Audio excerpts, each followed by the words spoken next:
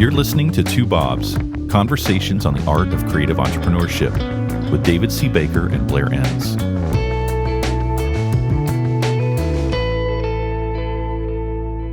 All right, Blair, I have two marketing plans. Each was sent to me by a client that I'm working with currently. One was 93 pages. Get out. Seriously? That was the shorter one. No. The other one was 122 pages. So I have a question for you. No instinctive sort of gut answers. I want you to think about this, okay? How much of the marketing plan do you think they were able to execute? This was a year and a half ago they wrote them. Almost none, I would guess. Yeah, except you can just cross the almost out. Yeah. Houston, we have a problem. If your marketing plan is longer than, what do you think? Where's the cutoff point at which? 2 or 3 pages. Yeah. Yeah. Tell me those numbers again. One was 93 pages? Yeah, and the other was 120 some pages. I don't know if you've seen this or not, but I've seen that the lower you push the marketing plan down, like the staff member is going to write it, the longer it is. Oh, yeah. So that's the problem we're solving. I'm getting flashbacks to my first agency job when I wrote a few marketing plans for the firm and clients. I remember the first one I wrote for a client. Oh my God, it was a novel. It was a horrible, horrible novel. Everybody dies, not at the end, in the beginning. I don't think I started to think differently about marketing plans until you said one time, maybe 6 or 7 years ago, it's like you really just need to simplify it and kill one or two things. And that's kind of the theme of what we're talking about. The best lead gen plan is the one that you will do. And the one that you will do is not long and complicated, right? Yeah. And it's also highly personal to the way you are wired. And that's the part I really want to get into. Your business and my business, they're not very similar, but there are enough commonalities. I could write a marketing plan for my business. I could hand it to you, and it might be entirely wrong, just based on who you are and based on who I am, not so much based on who or what the businesses are. Yeah, I could see you writing a marketing plan for me that had me making 18 phone calls a day and just with glee waiting for me to fail. No, my marketing plan for you is one sentence. Keep doing what you're doing. Yeah. That's your marketing plan. Done. Yeah. And when I think about what I'm doing, I think an early mistake I made in consulting clients was just assuming that they ought to do the same thing that I'm doing without realizing, wait, I'm a different person. So I want to get into, there's two things that you call out at the beginning. You basically define ability and motivation as key factors in this. Let's distinguish between the two of them. Yeah, so there's this age-old formula in organizational behavior, performance equals motivation times ability. The interesting part of that formula is that ability is a multiplier seen. I don't know how valid this is, but I've repeated it enough, so therefore it must be valid now. It's never stopped you before. The pseudoscientist. So ability is a multiplier of motivation, but if we describe or define motivation and ability is really the answer to the question, can you do this? Is this something that you are able to do? Motivation is the answer to the question, will you do this? So whether it's a sales plan, it's a marketing plan, whatever kind of plan it is, whatever you're planning for you or some other person to do, you're writing this plan thinking, well, they can do this. But the bigger question is, will you do this? And I think back to these plans that you mentioned in the 100-page range. What do you think the reason is that these plans didn't execute it? Maybe they were too complex, too wordy, just a high volume of work and not a lot of thought. But at the end of the day, I think there's this desire or request via the plan for people to do a whole bunch of things that they are able to do, but they're not going to do them. So you do think that motivation, that's the problem more than ability? Yeah, I mean, ability, we're talking about marketing. How hard can it be? Well, it's what you do for a living for your clients, right? In general. So you better be able to do it. So it's a motivation. That was a little shot to the listener. No, I mean, there are some aspects of marketing that are hard, and the lead generation type of marketing we're talking about, say getting on a stage, that's intuitive and comfortable to some people, and some people are horrified by it. So how hard is it? Everybody can do it, but some people really don't want to do it. And as you pointed out, if I gave you a lead gen plan that said, David, I want you to make 16 phone calls a day, you're not going to do it, even though you're perfectly capable of doing it. Right. This is a side. We're taking a detour here, but what is it that motivates people to do marketing? Obviously, like some glaring need in their business, like they need more business, but is there something deeper there? I don't have an answer to that question. I'm just curious. It's like, what gets people off the couch to do it other than their back is against the wall? It seems like some people have a deeper motivation that's more disciplined than that. Like they hate desperation. They love options. I'm just wondering how we unpack the motivation for people here. Yeah, and it might fall into what we're going to talk about next in terms of how people are motivated. The need to eat is a profound motivator. But when you're putting food on the table and you're whatever comfortable level of success is, or maybe slightly uncomfortable, yeah, it's fine, but I wish there was more. When you're at that level of success, different people are going to step up and do marketing for different reasons because we're all wired differently. Yeah. Unless you had an answer to that question, you were hoping I would or wouldn't hit. What do you think? Do you think there's another motivation we haven't considered? I feel like there's something deeper going on here that I'd love to think more about, and I haven't collected my thoughts on it. I don't know. I was just curious if you had something, because here we're talking about two things that equal performance, motivation, and ability. And we're kind of leaving ability behind, and we're assuming that people have that ability. And you want to unpack motivation a little bit more. And what you're saying is that motivation needs to be understood individually in order to get a marketing plan that's actually actionable. Yeah, if I'm going to create a marketing plan for you, it would be helpful for me to know what you like to do, what you are willing to do, because there's so many different ways to skin a cat. When it comes to lead generation, there's so many things that you could do. Now, those 93 and 120-something page marketing plans that you referenced, they're probably guilty of just like listing everything that could possibly be done without some deep consideration of what's the most appropriate thing for this firm, and then what's the most appropriate thing or things, set of activities and tasks for the individuals to whom these tasks will be assigned. And that's where I want to go deep. Right. Because otherwise, those long marketing plans feel to me like they're throwing things at the wall, hoping something will stick, instead of concentrating on what you're talking about. Like, what does this firm need and what motivates this particular person? So how do you break these down? What are the different broad categories here? Okay, so here's a thought experiment I'll give to the audience that I've given to, I don't know, hundreds, maybe thousands of people. So imagine 3 lead generation tools, and I have tools in air quotes. These tools are on the table in front of you. And I say to you, you can only use one tool. So you think of all of the leads that you need to drive to achieve your growth goals, whatever they are. You do the rough approximate math. You need a certain volume of leads, a certain percentage of those will turn into a certain amount of revenue. So you think of your growth goals, you think of the leads that you'll need, and you're looking at these 3 tools on the table in front of you, and I say to you, you can only pick one tool. So this is a constraint-driven exercise. You can only pick one tool. Which one do you pick? I'll describe the tools in a minute, but I'll just point out there's no wrong answer. You're really balancing what you think will work with what you know you will do. So I want to know, which tool do you gravitate to? Because I can make a case that you can achieve success with just any one of these tools. So here are the tools. The first one, speaking and writing. Now, clearly, as I described the tool, that's really a tool set. It's a massive tool set. Speaking and or writing is tool number 1. Number 2 is networking. And I mean at events in person and or online.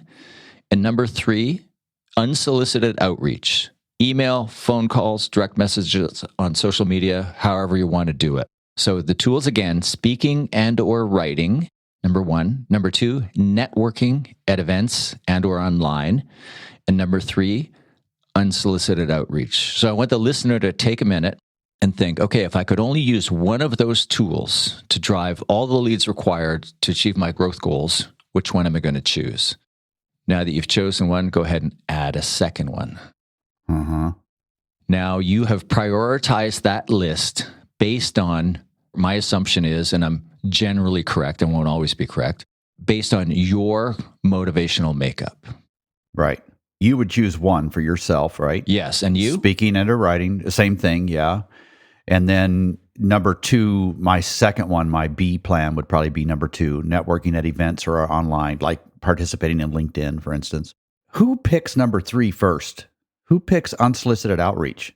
Highly competitive people who have high achievement needs and who look at the list and think, okay, I understand the appeal of speaking and writing and networking, but I'm in a hurry. I want to achieve my goals quickly. I'm going to do the less desirable but more immediate tasks, more immediately fulfilling or rewarding tasks of unsolicited outreach.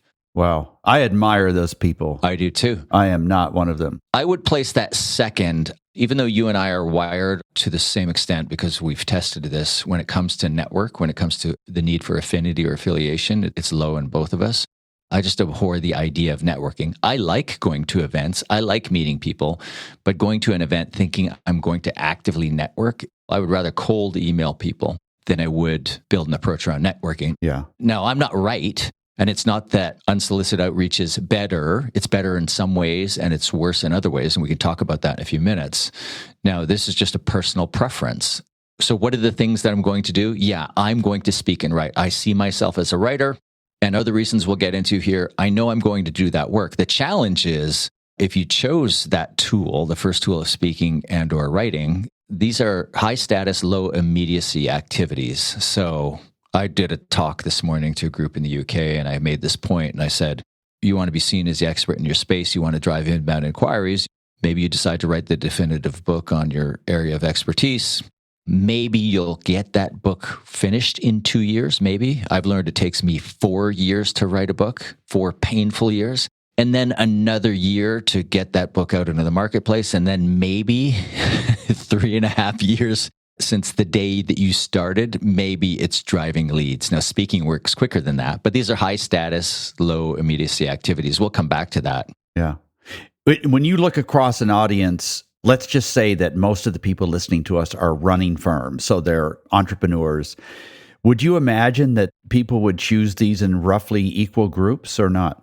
That's a good question. I think it depends on the sample, depends on the group. So if we just took all entrepreneurs, all creative entrepreneurs, I can't see any reason why they wouldn't be roughly equal. Yeah. Okay. So this is the test: speaking and or writing. Second would be networking at events and or online. And then third would be unsolicited outreach, email, phone calls, and so on, direct messages. How do you match these to motivation? So pay this off. How does this relate to how people are built and so on? Okay, I'm a big fan of what's known as McClellan's needs theory of motivation, or the 3 needs theory of motivation. I'm sure I've talked about it a few times on other episodes. And what this model says, or what this theory says, is people are primarily motivated by 3 different things. One is the need for power, one is the need for affinity, and one is the need for achievement. McClellan lists them in reverse order, I think. So power is the need for authority and respect. Affinity is the need to connect with others and to like and be liked by others. And achievement is, as it sounds, the need for success, accomplishing one's goals. I've devised this 3 lead generation tool thought experiment to line up with the McClellan's 3 needs of motivation. So if you chose speaking and writing, you probably, like me, have a high need for power, authority, and respect. The podium and the pen, you gravitate. Maybe not both, just because you have high power needs doesn't mean you're comfortable speaking or writing. There are things going on there beyond just your motivational makeup. You might have a strong preference for one over the other. I really enjoy both. I think you do too. Is that right? Yeah, it is. If you have a high need for affinity, then it's really important to you to see the whites of the eyes of the people you're going to do business with. You want to like them. You want to connect them. Business is very personal to you.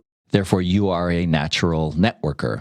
And if you have a high need for achievement, you look at the most immediate fruit-bearing tasks of direct outreach and you say, well, that's the obvious one, and I'm not going to shirk from that, so I'm going to go do the thing that is most immediately successful. And generally speaking, I'm pretty comfortable with the generalization that I can give you this test and I can get a rough sense of your motivational makeup based on which tool that you've chosen. So if the firm has written a long marketing plan that touches on all of these things, would it be fair to assume that the things that are actually going to happen, so they have the ability to do all these things, but the motivation is going to pull them towards doing the thing that drives them as a person. So that would mean that maybe 2/3 of the marketing plan isn't done because they're not drawn to that. Yeah, exactly. Now, these 3 lead generation tools of the podium and the pen, networking, and direct outreach, they're not the only 3 tools available to you, but they're the 3 tools that tell me most about your motivational makeup. So I haven't talked about paid media, I haven't talked about sponsorship, all kinds of other things. But most of the things that I've left out are the things that don't depend so much on a person's motivation as they do on their ability to simply manage a project. Right. You come up with your first draft of your lead generation plan, and if it's just you or you're the only one executing the plan, then you look at this draft that you've come up with and ask yourself, what's the most interesting to you? What's the one that you want to do? And if you say, I love networking. I'm so good at being in a room. When I'm in a room at a conference with somebody, I end up taking a bunch of people out for dinner. Some of those people end up buying from us. I stay in touch with them. I'm like, that's my thing. Then I would say, well, why don't you double down on that? And the tool that you placed third on your list, maybe it was direct outreach, why don't you just take that off the table for yourself? You can keep it into the plan, but the tool that falls under whatever was number 3 for you, who are we kidding here? You're not going to do them. Can we just admit that you're not going to do them? Yeah. So A, take them out of the plan, or B, assign them to somebody who will do them. Right.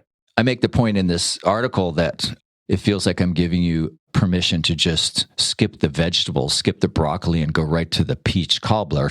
And I also make the point that your broccoli is somebody else's peach cobbler. So just because you're not going to do it doesn't mean somebody else isn't going to do it. So is there somebody else on the team that can do this? And if there's not somebody else on the team, just farm it out. Yeah. Pay somebody from the outside to do it. Do you feel like the principal, or at least one of the principals in a 2 or 3 partner firm, needs to be doing one of these anyway? I think I see a pattern, and you may have studied it more scientifically than I have. In any firm that's got multiple partners, usually one is just kick-ass at business development. Right. And then I would further wager that they're not great at all the different aspects of business development. They're good at the podium and the pen or networking. They've got the golf membership and they have these deep relationships and their friends end up hiring them. Or they're kind of a force of nature when it comes to selling and they're pretty good at outreach. Yeah. And I want to go back to a point that you alluded to just a minute ago. So these are the 3 sort of big tent poles that sort of hold things up. But underneath all this, there can be other things that can be happening that will deliver opportunity to you in a way. And I guess you would sort of make those decisions based on whether you have more time or more money, right? And also, what's the nature of your focus? So that would have something to do with whether it's an ad spend on LinkedIn or whatever it is. So that stuff can happen underneath. Is there much difference in those things that happen underneath, or is those pretty much the same regardless of the personality of the principal? So speaking and writing, networking, and outreach, think of those as you call them tent poles, and they might be tent poles, but to me, they're the ones that are most motivationally dependent. Ah, right. And everything else that I can think of, I think, oh yeah, that's just project management. And project management isn't one of my strengths. So if you give me some detailed, elaborate plan that requires a lot of project management, it's not likely to get executed. But there are people on your team who have great project management skills. So I think that's a pretty easy one. I do want to point out too that you recently published a post that talks a little bit about this as well. And it's called Marketing is Essentially About Fame. And in that, one of the many great points you make is, I think you just hit on this. I just wanted to go deeper into it a little bit. There is something about what it is that you do that should imply some obvious lead generation tactics and should negate some as well. If your audience is Fortune 500 CEOs, these are difficult people to get to. So like posting on Facebook or TikTok probably is not the domain for you, right? You want to write for Harvard Business Review or speak at certain Davos or whatever, some highfalutin conferences. So there is that element that people have to consider. I just haven't gone there in this post. Yeah, or like if your focus is fashion or motion picture stuff, they're probably not going to read a blog post of 2,600 words or something like that. Is there something about where a firm is in its chronological history where somebody might be drawn to writing that first one, writing and speaking, but maybe there aren't the opportunities and they do something else and then they land on that eventually? Or can they pick something that's pretty much going to be there regardless of where they are in their firm's history? Well, you and I have talked about this in numerous conversations. Some of them may have been recorded as podcasts, but this idea of your lead generation, or sometimes we call it marketing plan, but it can encompass things beyond marketing. In the early days of the business, it really is like a flywheel. It's like a lead generation flywheel. And the amount of effort that it takes to move that flywheel initially is substantial. So you really lean your shoulder into it. You do a lot of hard work. And so the hard work can be up and down what I think of as the ladder of lead generation. You start the high status, low immediacy activities. Let's say you chose speaking and writing as your number one tool, as you and I have. You start these activities early. Like when I launched my business, the first thing I did is I just sat down and wrote. And I ended up writing a book, and then I ended up writing blog posts. I'm a writer. I think through my fingers. The first thing that I'm going to do is write. The second thing I did is look for speaking engagements where I could get on a stage and speak to those things that I've written about. And so I worked on that immediately, even before I launched the business. But the day I launched my business, that very day, I remember like it was yesterday, I had a massive email list. This was 2002. People actually replied to your emails back then. Day one was just a series of outbound, unsolicited outreach. And I built the early days of the business based on unsolicited outreach, and I built the long-term basis of the business based on speaking and writing. Right. And you talk about that in the ladder of lead generation where you climb as high as you can at the beginning, like you did with cold outreach. Some other stuff wasn't available to you at the time. And then you swap that out as you climb that ladder later. Yeah, I talk about this in more detail in my new book, The 4 Conversations, A New Model for Selling Expertise. We recently did an episode on that. It's out now everywhere fine books are bought, meaning Amazon. I unpack this idea of the ladder of lead generation where you put all the lead generation, I think we've done an episode on this too. You take all your lead generation activities and you can put them basically on 3 rungs.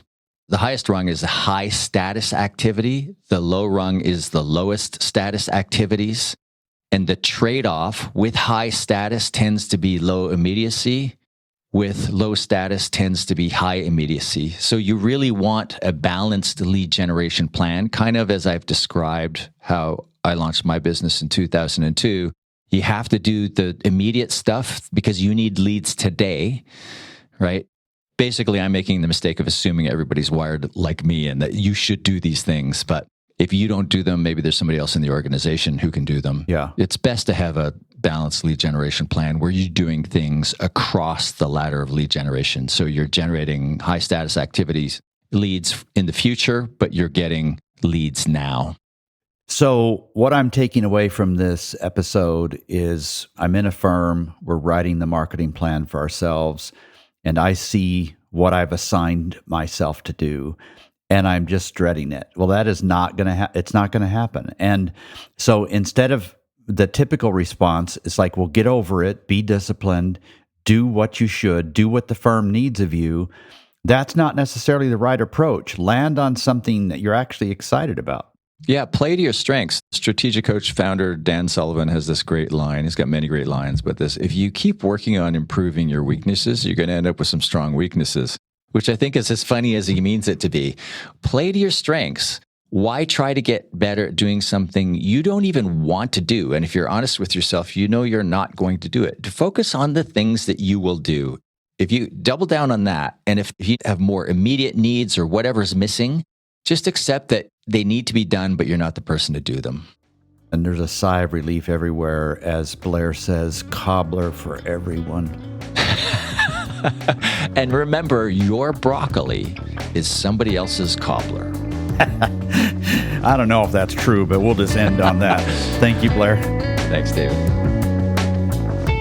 Thank you for listening to Two Bobs with David C. Baker and Blair Enns. Read episode notes and transcripts at twobobs.com. That's the number 2, BOBS.com.